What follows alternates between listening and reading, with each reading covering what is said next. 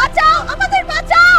বোনের জন্মদিনের উপহার নিয়ে মনিকা বাইক চালিয়ে গ্রামের দিকে যাচ্ছিল। ঠিক সেই সময় এক গর্ভবতী নারী তার স্বামীর সাথে গাড়িতে করে যাচ্ছিলেন। হঠাৎ রাস্তায় এক ভয়াবহ দুর্ঘটনার শব্দ শোনা গেল। মনিকা মুহূর্ত দেরি না করে বাইক ঘুরিয়ে শব্দের দিকে ছুটে গেল। সে দেখল একটি গভীর খাদে গাড়িটি পাথরের সাথে ধাক্কা খেয়ে দুমড়ে মুচড়ে পড়ে আছে। স্বামী স্ত্রী কোনো মতে একটি গাছের ডাল ধরে ঝুলে আছেন এবং সাহায্যের জন্য চিৎকার করছেন। খাদের গভীরতা আর চারপাশের নিস্তব্ধতা পরিবেশটাকে আরও ভয়ঙ্কর করে তুলেছিল। মনিকা সাথে সাথে দড়ি বের করে পাশের একটি গাছের সাথে বাঁধল এবং কোনো দ্বিধা ছাড়াই খাদে নেমে গেল। সে তাদের কাছে পৌঁছে নিজের সবটুকু শক্তি দিয়ে তাদের উপরে টেনে তুলতে শুরু করলো। মনিকার অক্লান্ত পরিশ্রমে শেষ পর্যন্ত তাদের প্রাণ বেঁচে যায়। আবেগপ্রবণ হয়ে সেই নারী মনিকাকে বললেন, আজ থেকে তুমিই আমার আপন বোন। তিনি নিজের কাঁপতে থাকা হাত দিয়ে মনিকার কবজিতে একটি ভালোবাসার সুতো বেঁধে দিলেন। কিন্তু অত্যন্ত দুঃখের বিষয় যে এমন একজন সাহসী মেয়ের জন্য কেউ লাইক কমেন্ট ও শেয়ার করল না।